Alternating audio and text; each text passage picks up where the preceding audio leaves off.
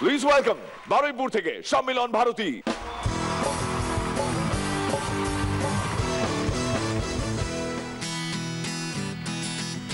বড় লোক মেয়েদের রাজকুবি সাজা, তাদেরকে বলি তোরা সব যা যা, ভালোবাসা বুঝিস না ন্যাকামি করিস, শুধু বড় লোক ছেলেদের হাত চাদরিস, দেখলেই তোদেরকে চলে পিত্ত, আমরা তো নাকি শুধু মধ্যবিত্ত, মানসিক উস্কানি উঠলে তোদের, বিচে গিয়ে স্নান বা উষ্ণ রোদের, তুমি রাজকন্যা আমি ভিখারি চাই তোমার রাজপ্রাসাদের ওই জানালায় আমি তাকিয়ে থাকি তোমার দিকে আমার ব্যর্থ ভালোবাসায়। তো ছোট থেকে সবার স্বপ্ন থাকে বড় হয়ে এক অপরূপ সুন্দরীকে বিয়ে করবে, আমারও এরকম স্বপ্ন ছিল। আমার স্বপ্নে দেখা রাজকন্যা থাকে, 7 সাগর আর 13 নদী পারে, ময়ূর পঙ্খী ভিড়িয়ে দিয়ে সেথা দেখে এলেন তারে 7 সাগরের পারে। ছোট ছিলাম যেতে পারিনি, কারণ তখন আমার কাছে ময়ূর ছিল কিন্তু সে ময়ূরে পালক ছিল না। বাবাকে গিয়ে বললাম, বাবা বাবা আমার না খুব মানে বিয়ে করতে ইচ্ছা করছে। বাবা বলল, ঠিক করে বল তোর ইয়ে করতে ইচ্ছা করছে না বিয়ে করতে ইচ্ছা করছে, বি স্পেসিফিক। আমার বাবার অনেক দিনের স্বপ্ন ছেলের নাম কাগজে উঠবে, সেই উঠলো, তবে পাত্রী চাই কলমে। তো ছুটির দিন আমি মেয়ে দেখতে যাচ্ছি, গাড়িতে করে যাচ্ছি, খুব এক্সাইটেড। গাড়ি থামলো, আমি নামলাম, আর তারপর দেখলাম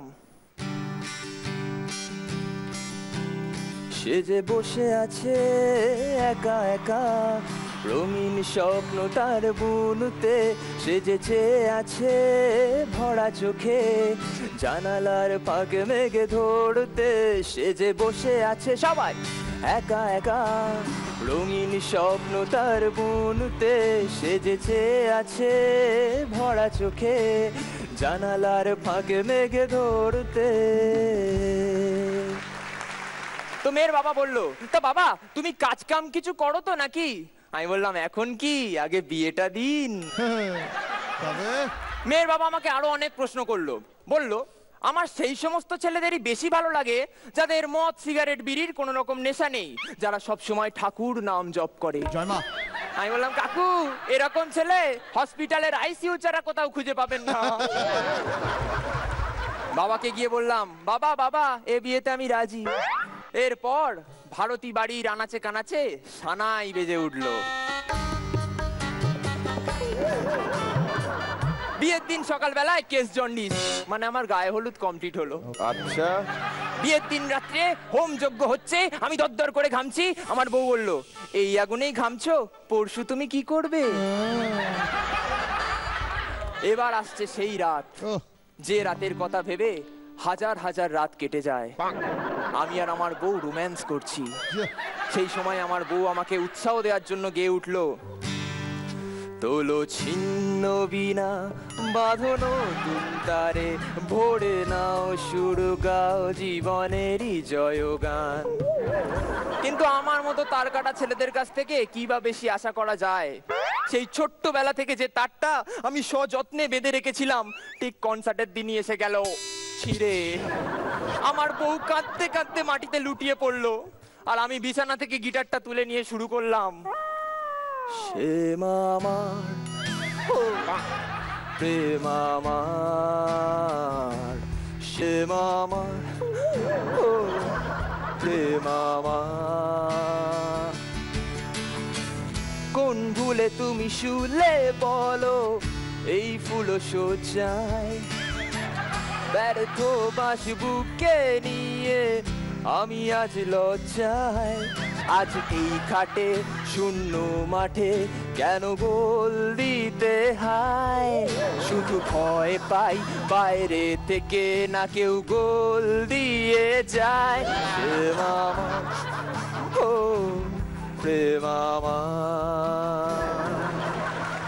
তো এই ঘটনা আমাদের মতো সমস্ত ছেলের জীবনেই দুঃস্বপ্ন, আমার জীবনেও দুঃস্বপ্ন হতে পারতো, ভাগ্যিস স্বপ্ন ছিল।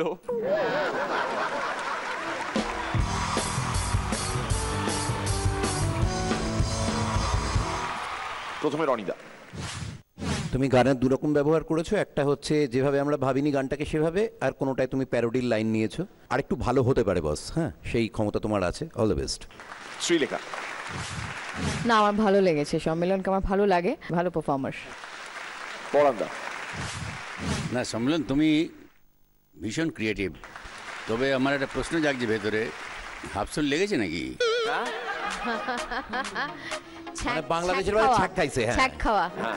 হ্যাঁ, যদি হয়ে থাকে তাহলে কিন্তু সৃষ্টি আরও উজ্জ্বল হবে, এ ব্যাপারে কোনো সন্দেহ নেই। কিন্তু একটা কথা, এর মধ্যে নিজের বেদনাটাকে একটু ব্যাকে রেখে সামনে অন্য কিছু আন, যাতে করে মানুষ হাসতে হাসতে ভাববে, আর হাসিটা যখন থেমে যাবে তখন এই পেছনের ওই ছবিটা তারা দেখতে পাবে, তখন তুই আর সামনে নেই।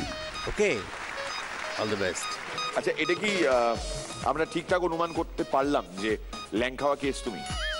আমি কি বলবো? না না, তুমি বলো, নিশ্চয়ই বলবে। তোমার যদি অসুবিধা না থাকে বলো। হয়েছে কবার?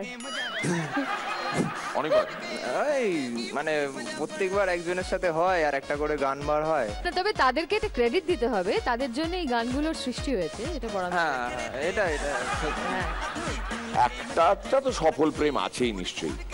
এখন এই মুহূর্তে তুমি প্রেম করছো না, এটা আমি বিশ্বাস করতে পারলাম না।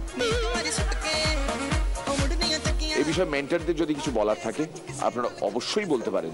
শ্রেয়া শ্রেয়া, আচ্ছা, বাড়িতে খেতে ডেকেছিল। বাড়িতে খেতে ডেকেছিল? মানে খাবার দাবার রান্না বান্না করেছে। আচ্ছা আচ্ছা আচ্ছা।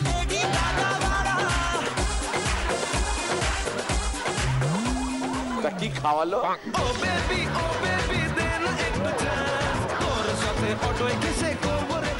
খুব হাসির খাওয়া।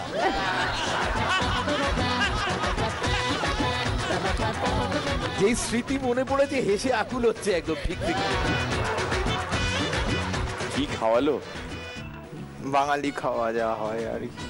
বাঙালি খাওয়া মানে? এখন আমি যা খাচ্ছি আমার আর কিছু বলার নেই। এখনই বুঝেছো কি? না, দেখলে দেখবে কি কি খাচ্ছ। গুরুদেব তুমি আমাকে ছাড়ো।